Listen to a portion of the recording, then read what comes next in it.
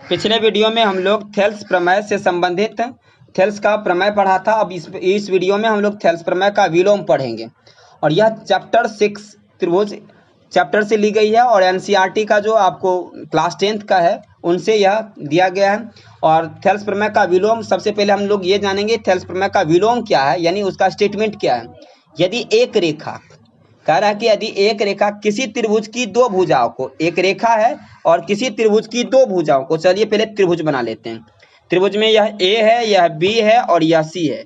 तो त्रिभुज की एक रेखा क्या करती है, त्रिभुज की दो भुजाओं को, तो त्रिभुज का दो भुजा मान लेते हैं ए बी है और ए सी है। तो त्रिभुज की दो भुजाओं को एक ही अनुपात में विभाजित करती है। तो कौन विभाजित करती है, तो एक रेखा ले लेते हैं डी और ई।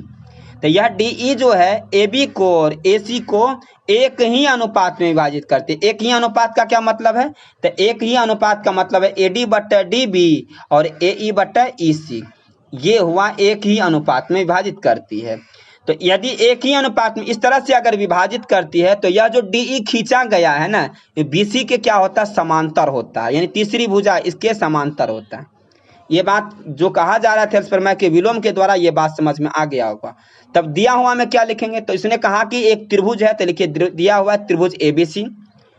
और उसके बाद कहा कि एक रेखा है, तो ए बी और बी सी को, ए बी और बी सी को क्या करता है, डी इस प्रकार प्रतिच्छेद करती है। डी क्या करती है, ए बी को और ए सी को इस प्रकार से प्रतिच्छेद कर रही है, इस प्रकार से प्रतिच्छेद करती है कि ए डी बट्टा डी बी क्या हो जाता है, असमान अनुपात, एक ही अनुपात में विभाजित करती है। तो अनुपात में जैसे विभाजित करती है इसका मतलब क्या हो गया, ए डी बट्टा डी बी हो गया, ए ई बट्टा क्या हो गया, ई सी हो गया।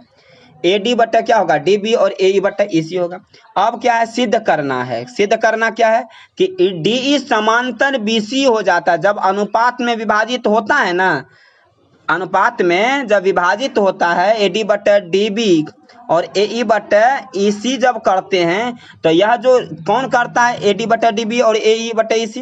तो यह करने के लिए डी ई क्या है, इसका जिम्मेवार है क्या, ये डी ई रेखा जो है, डी ई लाइन जो है इस ए बी और डी ए सी को विभाजित करती है समान एक अनुपात में। तो क्या हो जाता है, डी ई जो है बीसी के समांतर हो जाता है। यही सिद्ध करना है। तो सिद्ध करना में लिखेंगे डी ई समांतर बीसी है। ठीक है। रचना में क्या करेंगे, बी तथा सी ई को मिलाया, बी से ई को और सी से डी को तथा बी से ई को मिलाया। ठीक है, बी से ई को तथा सी से डी को मिलाया, बी से ई तथा सी से डी को मिला दें। और ई एन लंब क्या किया हमने, ई एन लंब ए बी पर तथा डी एम लंब ए सी पर खींचा। किस पर खींचा, ए सी पर खींचा। डी एन लंब कहाँ खींचे, ए सी पर, और ई एन लंब कहाँ खींचे, तो ई एन लंब खींचे ए बी पर खींच दिए। यह बात आप सब रचना कर लिए।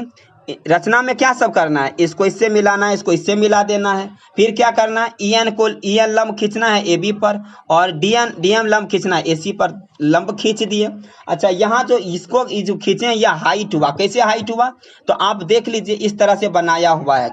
यहाँ मान लीजिए ए है और यहाँ मान लीजिए आपका क्या है, यहाँ मान लीजिए एक त्रिभुज है ना। अगर यह त्रिभुज है और यहाँ आपका क्या है, सॉरी एक मिनट, यहाँ आपको मान लेते हैं ई है, यह आपका ई वाला पॉइंट है। उसके बाद हम कहते हैं यह ए है और यह डी है और ई से लंब खींच रहे हैं ए डी पर, ई से लंब खींच रहे हैं ए डी पर। तो यह बताइए तो ए डी क्या हो गया, आधार हुआ कि नहीं, ई क्या हुआ, ई और एन क्या हुआ, ऊंचाई हो गया। उसी तरह से यहाँ ई एन क्या हो गया, यहाँ ई एन आपका हाइट हो गया। ई एन क्या हुआ, त्रिभुज का हाइट। ई डी एम क्या हुआ, हाइट हो गया। तो ये बात आप समझ में आ गया। प्रमाण करते हैं, प्रूफ करते हैं उसको। हम जानते हैं कि त्रिभुज का क्षेत्रफल 1/2 आधार गुना ऊंचाई होता है। अगर त्रिभुज का, तब क्या करेंगे, त्रिभुज का क्षेत्रफल आधार गुना ऊंचाई होता है तो सबसे पहले आपने क्या कहा था, समान अनुपात में विभाजित करता है ना। तो क्या लिखेंगे, त्रिभुज ए ई डी ले लेंगे, त्रिभुज ऊपर वाला ले लिए। अब बटा क्या कर लेंगे, फिर से यही बी डी ई ले लेंगे। त्रिभुज बी डी ई ले लिए, दोनों का एरिया ले लिए।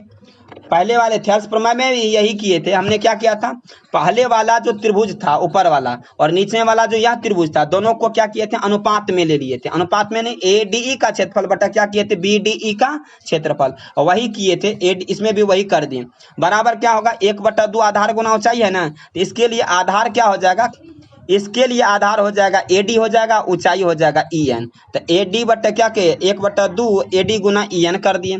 उसके बाद क्या कर दिए, नीचे वाले के लिए देखिए BD का क्षेत्रफल है ना, किसका क्षेत्रफल है, BDE का क्षेत्रफल। तो BDE का क्षेत्रफल कहाँ है, B है या D है या E है, इसमें क्या हो जाएगा BDE में, तो BDE में BDE में क्या हो जाएगा, तो BDE में हो जाएगा आधार हो जाएगा BD और ऊंचाई को EN के ही रूप में लेंगे।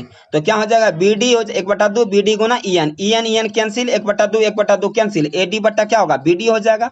आपने क्या देखा AD बट्टा BD हो गया। जब इस साइड से लिए, जब आधार हम लिए थे त्रिभुज में, आधार जब AD लिए, क्या लिए AD लिए और BD लिए, तो हमारा क्या हुआ अनुपात में, जब हम इसका एरिया निकाले तो AD बट्टा DB ही हो गया। तो फिर क्या करेंगे, इस साइड से भी अगर करें AE बटे EC के इस साइड से भी करें तो AE बटे EC होगा कि नहीं। अगर त्रिभुज ADE ले लें और क्या ले लें DEC ले लें तो हमारा आंसर क्या आएगा AE बटे EC ही आएगा। तो इसी प्रकार से हम डायरेक्ट लिख देंगे ADE का क्षेत्रफल बटे CDE का क्षेत्रफल बराबर AEC, डायरेक्ट लिख देंगे। उनको इस तरह से बनाने की कोई जरूरत नहीं है। तो ऊपर वाले को समीकरण 1 मान लिए, नीचे वाले को समीकरण 2। अब लिखेंगे किंतु यह दिया है, क्या दिया है कि AD बटे DB AE बटे EC होता है। अगर यह AD बटे हमको पहले से दिया है कि AD बटे DB है और AE बटे EC है, तब क्या करना है आपको, तब करना है यहाँ देखिए, तब यदि बराबर है यह बराबर है तो इसका मतलब इस साइड वाला भी, इस साइड वाला यह जो है आपको बराबर होगा। कौन सा बराबर होगा, तो ये आपका बराबर होगा A बराबर क्या होगा, तो ADE का क्षेत्रफल बटा CDE का क्षेत्रफल और EAD का क्षेत्रफल बराबर बटा BDE का क्षेत्रफल, यह दोनों भी बराबर होगा। क्यों होगा, क्योंकि यह और यह जब बराबर है तो यह दोनों भी क्या होगा, बराबर ही होगा। अगर दोनों बराबर हो गया, चलिए दोनों को बराबर अगर हम कर देते हैं तो इसका मतलब यह हुआ, यह आपका कैंसिल हो गया।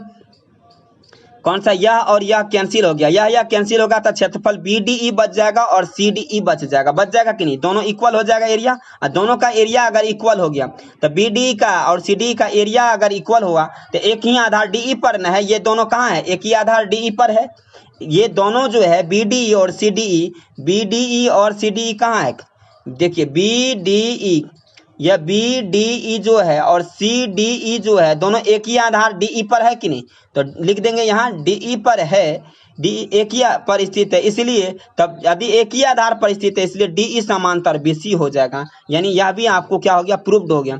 आपको इसमें बिल्कुल थेल्स प्रमेय के तरह ही लगभग है और मुझे नहीं लगता कि आपको इस वीडियो को समझने में कोई प्रॉब्लम हुआ होगा। और यदि आपको यह वीडियो अच्छा लगता है तो लाइक करें, शेयर करें और क्या करें,